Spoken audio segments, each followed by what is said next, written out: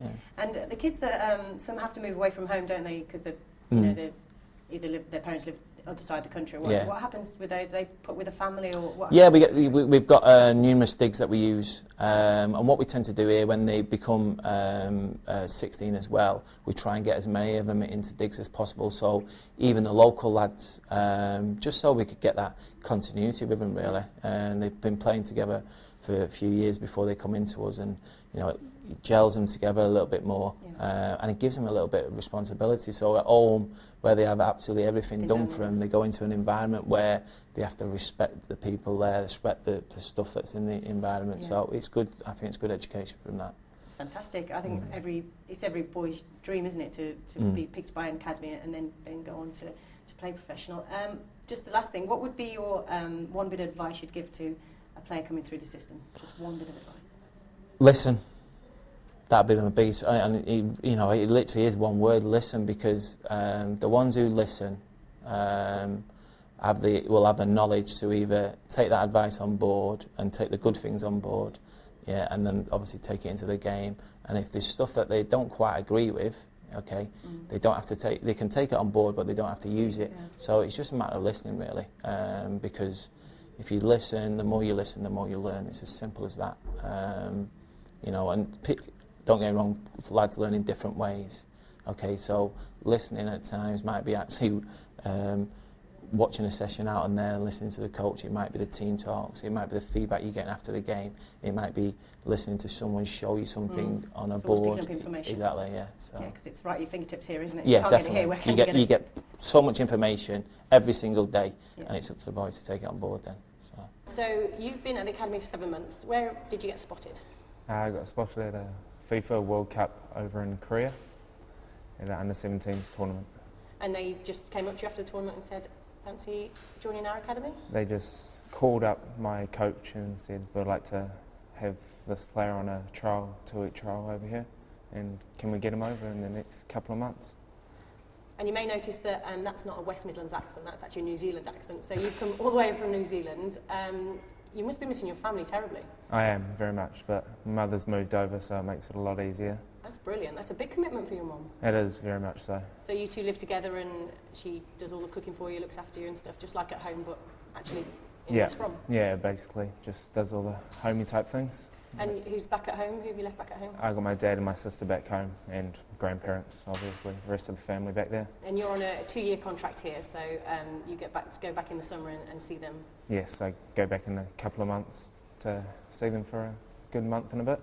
And so for you, and if the 2-year contract's up in 2 years' time, you get to say whether you go on to be a pro or whether you have to go home. It must be quite nerve-wracking for an overseas player to commit all that time and energy to come over, and it's a big risk for you. It is, but it's a thing I want to do for the rest of my life, so if it doesn't work out here, I'm sure there'll be another club around, hopefully. Anybody out there? Do you see this face wandering around? Just talking about life at the academy, can you give me what's a general day for you? What have you done this morning? General day, wake up at around about 7:45, 8 o'clock, breakfast, catch the bus into training by 9, do jobs, clean boots, get the equipment out for me, and then training at 10:30, and then finish that by about 12, into lunch, and then off to college at 2. And what do you do at college? BTEC National, and that, so... And what do the other people at college think about you being a bit of a pro footballer? Do they give you a bit of status, or do they give you jip? No, a bit of both, a bit of banter, a bit of high decency. And are you settling into the English lifestyle okay? Yeah, I'm right into it now. It's my life now. It's my life. West Brom is his life. Just talking about life at the academy, obviously you're training on a daily basis you've got a lot of friends here that you see every day, don't you? And stuff. Yeah. And do you interact with the first team squad at all, or is it very much here's the academy team and there's the first team player, or is there any...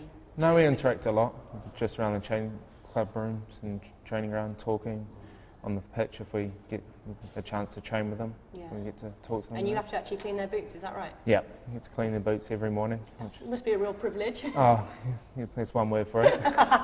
Is that the worst part of being an academy player?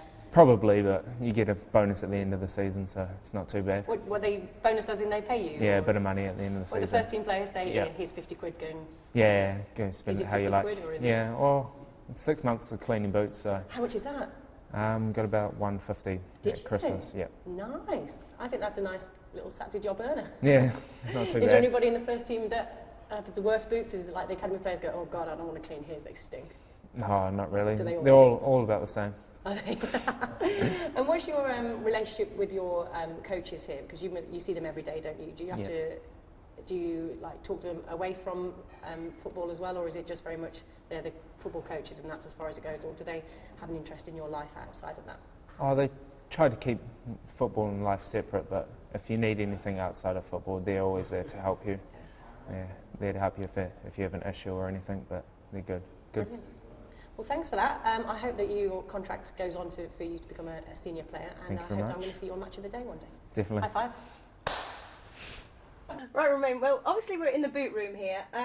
So I've just been told by some of the other academy players that it's your job to actually, not just your job, but the academy players' jobs to clean the boots of some of the players. Is that right? Yeah, that's true. And how is it allocated that you're given boots? At the start of the season, the manager gives us 2 numbers and we have to look after the boots for the season. For the whole season, so you've just got those 2 pairs of boots, and after every session you have to clean After them? every training session, after every match, we'll have to clean them. And how's it, and whose boots have you got at the moment? Jonathan Greening and Abu Maize. So you've got 2 of the star players. You're lucky, aren't you? Yeah, very. And is it true, this is just a little rumour, but is this true that I heard that the players gave you a big bonus at Christmas, is that right? Yeah, at Christmas I was fortunate to have Jonathan Greening and he gave me a big bonus. And were the other boys gutted that you got the best ones? Some of them were. I would have been if I was another academy player. And has anybody in the team got the worst boots to clean, or are they all just horrible? They're all horrible. You could say that things are kind of hard to clean, but I haven't got a pair of them, so I don't really mind. Is that because the blades are different, or is it It's just the material of the boots. the mud sticks to them and stuff? Yeah. And what other horrible jobs not horrible jobs, but as part of your academy training, what other jobs do you have to do? I was allocated to balls at the start of the season, so I have to check that all the balls are pumped and have to collect them in all after training. And so that's after your own training sessions, Yeah. and then if there's a ball missing or something, is that your responsibility? It's my responsibility to go and find it or replace it. And what happens if you can't find it? Then I'll have to go to the manager and see what he feels about it. And you're in trouble for that. Yeah. And just talking about your life as an academy player, what age did you get spotted? I was 7 years old when I first signed West Brom. And you've been here so this is your 10th year, is it? Yeah. 17 there. Yeah. And how has the academy changed over the years? It's changed a lot. We used to be centre of the lessons then. Now we're academy. We never used to go on tour. Now we go on tour every year. So there's been a lot of changes. Where'd you go on tour to? I've been personally Denmark, Holland, Germany, but some of the other lads have been Japan, Iceland. Wow.